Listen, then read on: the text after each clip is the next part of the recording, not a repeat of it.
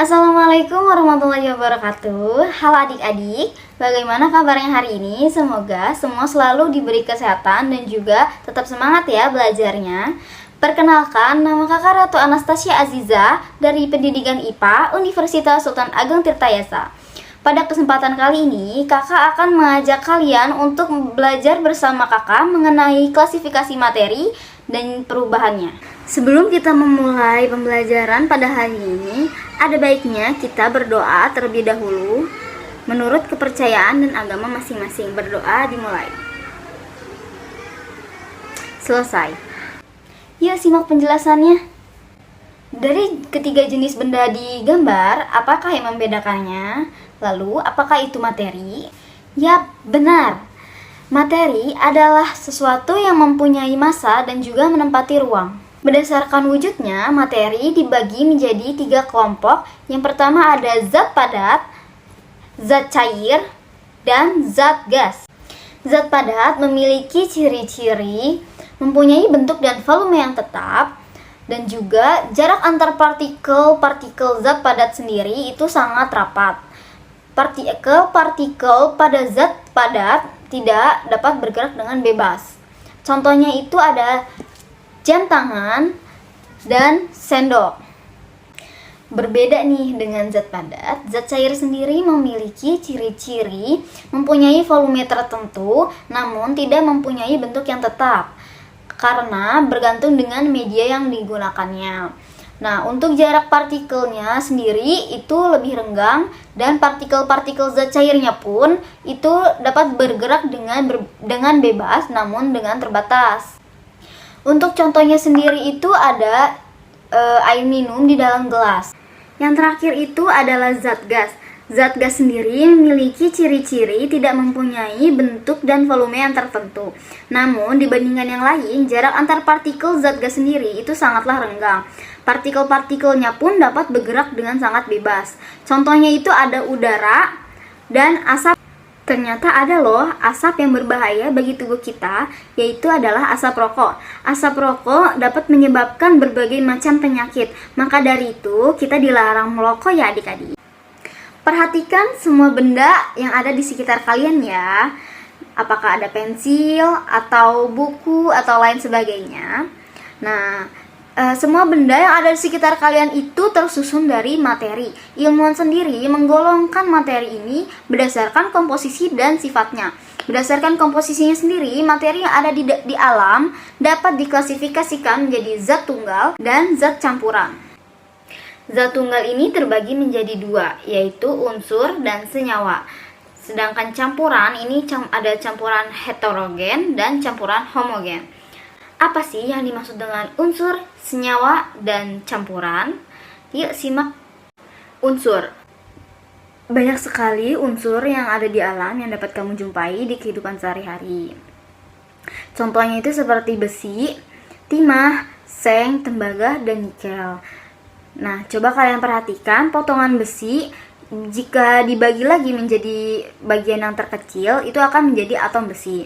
Sehingga dapat dijabarkan bahwa unsur merupakan zat tunggal yang tidak dapat diuraikan lagi menjadi zat yang lebih sederhana dengan proses kimia biasa. Unsur sendiri ini mempunyai bagian terkecil yaitu adalah atom. Adik-adik, ini merupakan tabel periodik unsur. Unsur-unsur yang memiliki hampir sama sifatnya diletakkan dalam satu kolom. Sedangkan unsur logam ini terletak di bagian kiri bawah atau diberi warna biru. Nah, pada unsur logam diberi warna kuning dan diletakkan di kanan atas. Sedangkan unsur semi logam itu diberi warna coklat dan terletak di antara warna biru dan warna kuning. Selanjutnya ada senyawa. Di dalam kehidupan sehari-hari kita sering menggunakan air, gula, garam, asam cuka, dan beberapa bahan lainnya. Nah, bahan-bahan tersebut ini merupakan senyawa. Yang telah kalian ketahui bahwa bagian terkecil dari sebuah unsur adalah atom. Nah, 2 atau lebih atom dapat bergabung melalui reaksi kimia dan membentuk molekul. Jadi molekul ini merupakan bagian terkecil dari suatu senyawa. Dapat dijelaskan bahwa senyawa merupakan zat tunggal yang dapat diuraikan menjadi dua atau lebih zat yang lebih sederhana dengan proses kimia biasa. Nah, berbeda kan dengan unsur?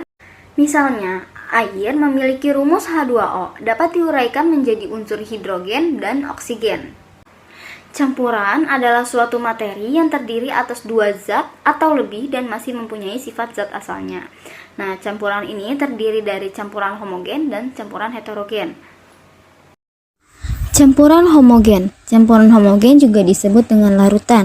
Ciri-cirinya tersusun atas zat padat yang berfungsi sebagai zat terlarut atau solut dan zat cair yang berfungsi sebagai pelarut atau solvent dengan ukuran yang tidak jauh berbeda. Yang kedua itu ada bening dan tembus cahaya. Tidak adanya endapan saat didiamkan dan zat-zat penyusunnya tercampur sempurna. Contoh dari campuran homogen, campuran air dengan alkohol atau air dengan gula. Campuran homogen disebut dengan larutan, yang dimana larutan ini terbagi menjadi tiga, yaitu larutan asam, basa, dan garam. Tentunya dalam kehidupan sehari-hari kalian dapat menemukan larutan asam, seperti contohnya itu dalam buah-buahan dan juga sayuran. Selain banyak manfaat dalam kehidupan sehari-hari, larutan asam juga dapat menimbulkan dampak-dampak negatif terhadap lingkungan. Contohnya itu terjadinya hujan asam. Bagaimana cara kita mengidentifikasi apa itu larutan asam?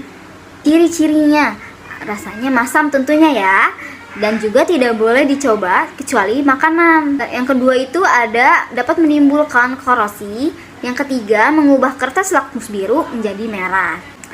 Yang kedua ada larutan basa. Basa ini larutannya itu juga dapat dijumpai di kehidupan sehari-hari. Contoh bendanya itu seperti pasta gigi, sabun mandi, sampo, dan lain sebagainya. Dalam penggunaannya juga basa dicampur dengan zat lain umumnya. Nah, bagaimana sih cara kita mengidentifikasi larutan basa itu?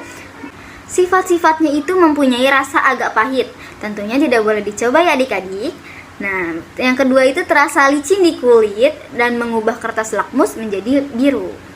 Yang terakhir ada larutan garam. Nah, jenis senyawa garam yang paling dikenal adalah garam dapur atau nama senyawa kimianya itu NaCl. Nah, garam ini banyak digunakan dalam pengolahan makanan loh. Bagaimana sih senyawa garam dapat terbentuk? Salah satu reaksi yang dapat membentuk garam adalah reaksi asam dan basa sendiri atau reaksi netralisasi. Nah, pada reaksi netralisasi tersebut ini akan dihasilkan garam dan air.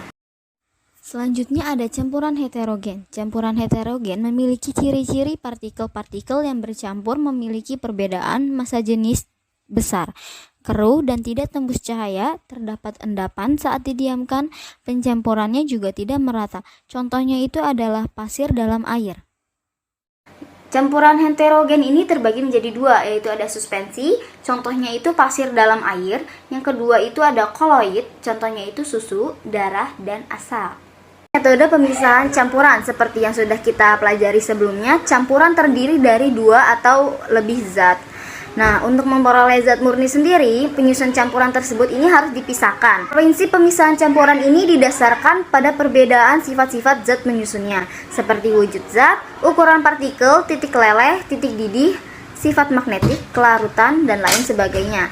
Metode pemisahan campuran ini banyak sekali digunakan di kehidupan sehari-hari, seperti contohnya itu ada penjernihan air dan pembuatan garam. Beberapa metode pemisahan campuran yang sering digunakan itu seperti penyaringan atau filtrasi, sentrifugasi, kromatografi, sublimasi, dan distilasi. Apa itu filtrasi? Untuk lebih mudah memahami tentang filtrasi, kakak akan membagikan video berikut ini. Pertama-tama, siapkan alat dan bahan yang diperlukan. Di antaranya teh awur, air hangat, saringan, 2 buah gelas, dan yang terakhir sendok. Langkah pertama, siapkan 1 buah gelas yang telah berisi air hangat. Langkah kedua, masukkan teh awur sebanyak 1 sendok ke dalam gelas tersebut. Kemudian aduk perlahan dan diamkan selama kurang lebih 1 menit. Setelah air teh didiamkan selama kurang lebih 1 menit. Langkah berikutnya yaitu siapkan 1 buah gelas yang masih kosong. Kemudian saring air teh yang telah didiamkan tadi menggunakan saringan ke dalam gelas tersebut.